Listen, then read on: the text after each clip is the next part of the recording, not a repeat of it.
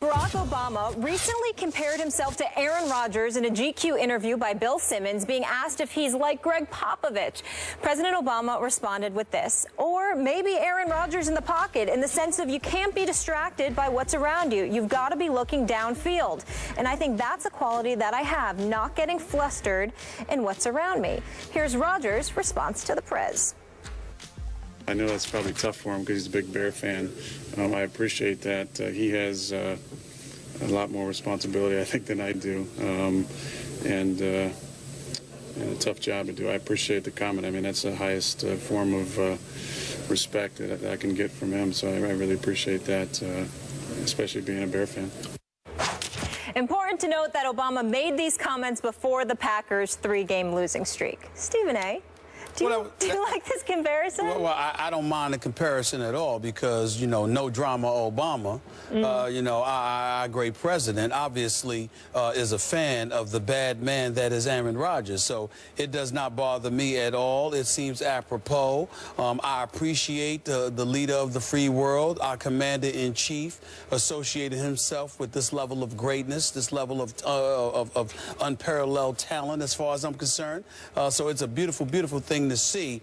I will acknowledge, however, that I'm glad we emphasized that this comment was made, what was it, weeks ago? When was the date? When was it? When was the date? All I know is it was before the 3-game skid. It was before the 3-game skid because Aaron Rodgers, you know, obviously, you know, on a more serious note, our president did seem to get a bit perturbed at some, some questions that were being thrown his way in the aftermath of what happened in Paris last night because of his comments prior to that about ISIS. It was October 5th, to be exact. Exactly. So, I mean, he did seem as cool at that particular moment in time, but we understand that those are obviously dire circumstances. Of course. And our heart goes out to all of those people. But on a lighter note, outside of that, prior to last week, those comments are more than apropos. And if I'm President Obama and I want to compare myself to a particular athlete because of his ability to be cool and relax and what have you, I would have to say I can't knock Aaron Rodgers, but I will confess to you, Tom Brady would have been just as good of a comparison. Oh, you would? You would concede that? He blew the Prez off, wow. though, so I would concede that, but you can't use Tom Brady because Tom Brady was very, very disrespectful and blasphemous in blowing off our president when the New England Patriots were being celebrated at the White House. So I'm glad that the president didn't mention him because he isn't worthy of being mentioned by the president after doing something like that. You sure it wasn't that Tom Brady was condemned in the court of public opinion as a liar and cheater? The president didn't do that. Yeah. The president he did no such thing. Well, I'm just saying, but you know, you showed up when George W. Bush was the president, you know, on more than one occasion to celebrate your championship. The president summons you. You show respect the office. Fair. The office. Okay. Respect the office. All right, I got it. Yes. Now, allow me to say that I have issues with this analogy on 2 levels. And first, I'm going to do it from a Chicago perspective because I remind you, I did work in Chicago as a columnist for the Tribune. I covered the Chicago Bears. My brother owns and operates Obama's favorite restaurant in Chicago. Okay, so Obama's a Chicago guy. Is that fair to say? He's a Chicago guy. You're not going to tell me you should have mentioned Cutler, are you? You're not going to say that? Oh, okay. I'm almost scared. How can a supposed Bears fan place a Packer on such a presidential pedestal? It's crossing the line. You just can't do it. You're going to disqualify yourself, oh, President, as a Bears fan. They're going to take this the wrong way, man. You just can't do it.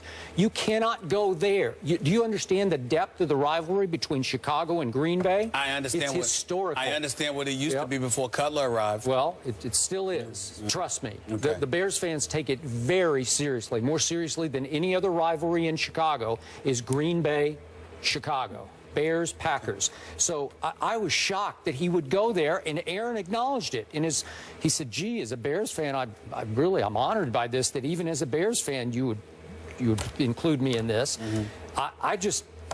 That's a blunder on his part, on Obama's part, if you're a Bears fan. How can you do that to the Bears? You want me to tell you how you could do it? Because Ditka set the stage, Mike Ditka, with his commercials, where he's wearing the Green Bay jersey and the Green Bay bobblehead on top of it. I'm just saying, Jerry Rice is wearing a Cowboys jersey. I know.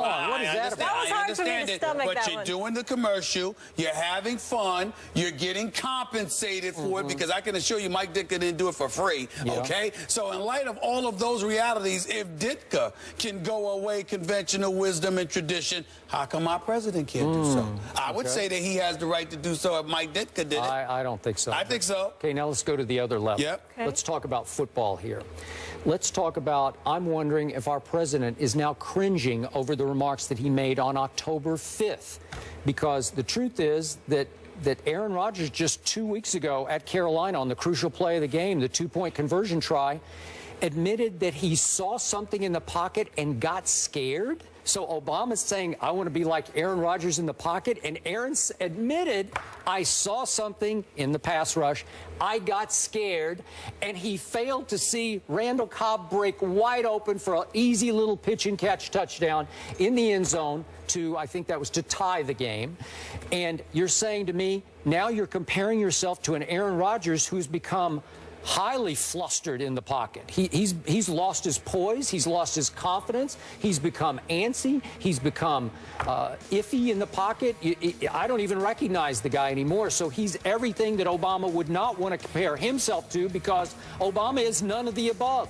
He is extremely Obama, no drama Obama, cool under fire. So I like the original idea of the analogy to Aaron Rodgers, but this guy is a disaster right now, and so Obama has to be regretting that he made this analogy back in October. I think he's got bigger fish to fry right now. I think he's got a lot of bigger fish to fry, number one. Number two, every president is deemed disastrous at some point in time for a moment, because obviously you can't please everybody, okay? So we all understand that. Number three, and more importantly, I think the president would have no problem with using the analogy that he used as it pertains to Aaron Rodgers. Aaron Rodgers got over 30,000 yards passing. He's still got about a decade left in this game. He hasn't He's talking about cool under fire. It's not talking about stats. No, listen. He has not had a quarterback rating of less than 103 in the last 5 years. The QBR is consistently up there. Aaron Rodgers is a high-end producer. No, please. He is somebody that is elite. No. And anybody who is interested in being elite, who wants to associate themselves with the comparison that of Aaron Rodgers, I have no problem with it, because he is worthy of it. Yep. Even despite their three-game losing streak. Yeah. Even despite. He now tap dances in the pocket worse than the late, great Gregory Hines. I have a serious question. He can't go with Brady, obviously, because Brady blew him off, and now Rodgers is struggling. So who could he go with? Who is there? Peyton Manning's banged up. There's no one else. Tyrod Taylor or Cam Newton? Cam Newton. All right. Cam Newton. Well, he can go with Cam Newton. We'll leave it at that. He can go with Cam Newton. The bigger the moment, the more he shines. Okay. He could do that. It's Tom Brady, and we all know it. It's the only way to fly. We can't acknowledge that. We can't acknowledge that. Right. Tom Brady TB12 for life. snubbed the president of the United States. He took so many trips. Could you blame him? It was like his 10th very trip un-American. there. Very un-American. He's not the only one. I think RG3 did it one time, too. I mean, it's very un-American. I don't like that. All right. That's fair. Respect the office. President calls, go.